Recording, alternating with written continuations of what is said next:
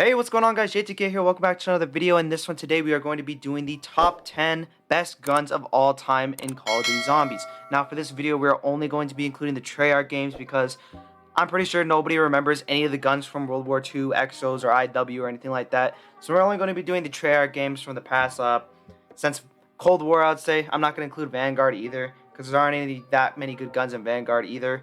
And for this one, it's going to be rated upon how good the damage is, how good the mobility is, just moving around with it, ease of use and whatnot. And if it's really good at making points as well, then it is a really good gun, specifically for zombies. And that's kind of the thing that I'm trying to highlight for this list. But if you guys do enjoy this video, definitely leave a like, subscribe, do all that. And without further ado, let's just jump right into it. And coming in at our number 10 spot, we have the Commando from Black Ops 1. Now with the Commando, it is a really good gun in general. And compared to Black Ops 1, I would say it is definitely the best, but it kind of suffers the problem with all the other Black Ops 1 guns where ammo is just a really big issue. I find myself running out of ammo with every single Black Ops 1 gun, even the LMGs a lot of the time whenever I do use them. Now with the Commando though, when you do pack-a-punch it, you get an extended mag with the fast mags on it, and it actually turns out to be a really solid gun, especially for higher rounds. Early rounds as well, I just feel comfortable whenever I have it. The mobility is really nice, and the gun just looks clean overall whenever I do use it. So for that, I'm going to put the Commando at number 10. Alright, and coming in at our number 9 spot, we have the MP40 from pretty much every single game that it's been on. The MP40, it's just a really reliable gun that I always just going to pick up whenever I just need to get a ton of points. You can buy ammo for it off the wall. It's always there to just get a ton of points with in the early rounds. The problem with it though is that in the later rounds it falls off with being really low in the damage. Even after you pack-a-punch it, it doesn't really feel that worth it because the damage is still very low. But in the early rounds, especially on maps like Origins or Kino, it is a really good gun to have just to get points to get you set up. And probably the best gun I would say because it is a wall weapon and the mobility is really nice as well. But it can't go any higher because it is low in that overall damage compartment.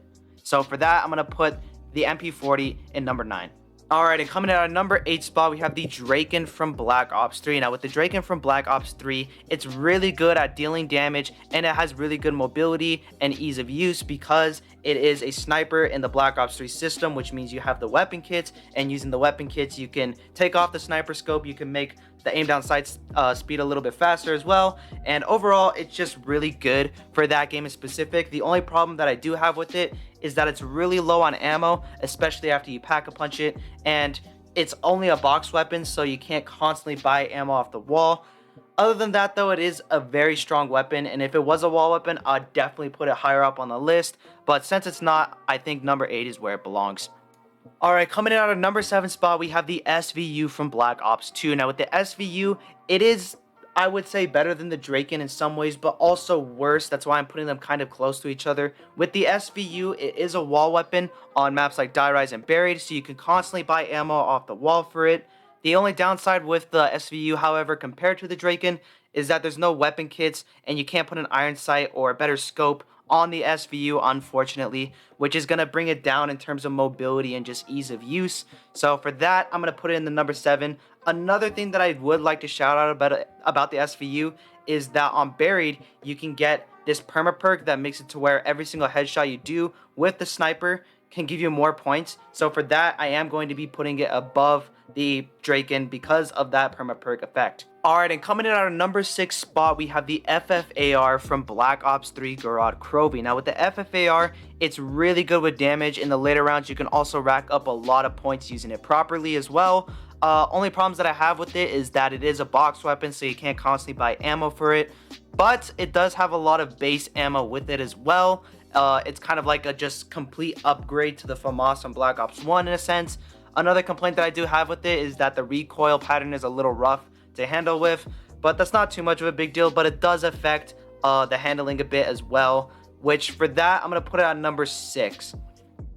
Alright, and coming in at our number 5 spot, I'm going to be giving this one to the PPSH, specifically the one on World at War, but you can kind of go for any of them. Like the one on Black Ops 3 is also pretty good, but compared to other guns in Black Ops 3, it's not that great. I'm putting the PPSH on number 5 because it has really, really good ammo, great mobility. The damage is pretty solid for an SMG. Overall, it's really good at getting you points, and it is a box weapon as a downside, but as an upside, it comes with so much ammo that you're never going to be really running out of ammo. Like, it is the perfect gun, so to say, for zombies, but there are actually just better guns out there in general, and with the flaw of it being a box weapon, it's going to kind of put it down a bit for me. Alright, and coming in at our number 4 spot, we have the AN-94 from Black Ops 2. Now, the AN-94 is all around just a really good gun. It has really great mobility, really solid damage, really solid with point making as well, and it's a wall weapon, so you can constantly buy ammo. It also just comes with a good amount of base ammo to start with. There's not really much wrong that I could say about the AN-94, but I would say there are better guns overall, and for that, I'm going to have to put it at number 4. Alright, and coming in at our number 3 spot, we have the MGO8 from Black Ops 2 and Black Ops 3 Origins. Now, with the MGO8, it is really good, especially in Black Ops 3, because it does have this unique effect where it can bounce off walls and different enemies and whatnot, which is pretty cool, and I think it does more damage whenever it bounces again, so that's also really cool as well. That's a really unique effect that I do like about it. Other than that, though, it is really easy to obtain on Origins, especially because you can just use the Maxis drone. You can fly it around the map, get 4 coins, and then you instantly have it pack-a-punched on the top where the pack-a-punch is. And other than that, though, the only complaint that I have with it is that it's not a wall weapon, so you can't buy ammo for it. But it is really good at getting points. It's also really good. I would feel really comfortable with having it in the high rounds. And the mobility for an LMG honestly isn't too bad. So for that, I'm going to put the MGO8 at number 3. Alright, and coming in at our number 2 spot, we have the Dingo. Now, the Dingo, this is kind of closer to a personal pick, really. The Dingo has always just been one of my favorite guns to have. It's really good in terms of mobility and handling, especially for being an LMG. I think the reason for that is because of the Black Ops 3 weapon kit system. Makes it just really good when it comes to handling and whatnot.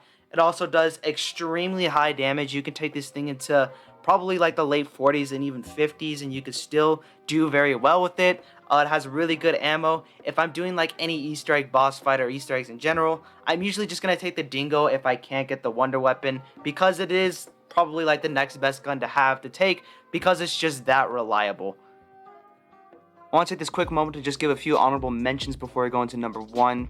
The Gallo from Cold War is a very solid shotgun, as well as the M16. Decided not to put them on this list because, I don't know, it just doesn't really fit well with the whole rarity system in Cold War and the pack-a-punch system on top of that. You can kind of get any gun to be really good in that game if you fully pack-a-punched and whatnot. A few other honorable mentions I would like to say is something like the Galil from Black Ops 1. It's a really good shout. I don't know, is like a lot of guns in Black Ops 3. Pretty much like every single AR, like the ICR and whatnot. All really good guns. There are a lot of them, but these 10 are kind of just my personal favorite and what I find most viable. Alright, and coming in at our number 1 spot, this one, it makes me sad. It makes me sad, really, because it's the Helion Salvo from Black Ops 4. And it kind of just feels like a cheat in the way to put it here, because it beats every single gun by like a mile slide. It's not even a wall weapon, which is even more sad, really. But the reason this is the best gun in just any Call of Duty Zombies game is because it just does pretty much infinite damage if you're playing on Black Ops 4. It also has really good ammo, and with right elixirs and just right point management and what stuff, you can easily just get to whatever round you want in Black Ops 4 using nothing but the Helion Salvo. If you have the Helion Salvo and PhD and you get stuck in a corner, you just shoot one bullet around you and everything is dead. It's an ultimate save me weapon, does the most damage in any zombies gun out there. It has pretty good ammo, especially for an RPG. And yeah, for that, I think there is no better weapon than the Helion Salvo. So for that, it is going to come in at number 1. Anyways, guys, that's going to wrap up this video for today. Again, if you definitely enjoyed, leave a like, subscribe, do all that. You know what to do. Leave a comment down below if you want to see me do any kind of other type of videos and whatnot. Had a lot of fun making this one, except for probably number 1. But other than that, though, I got nothing else to say. So yeah, peace.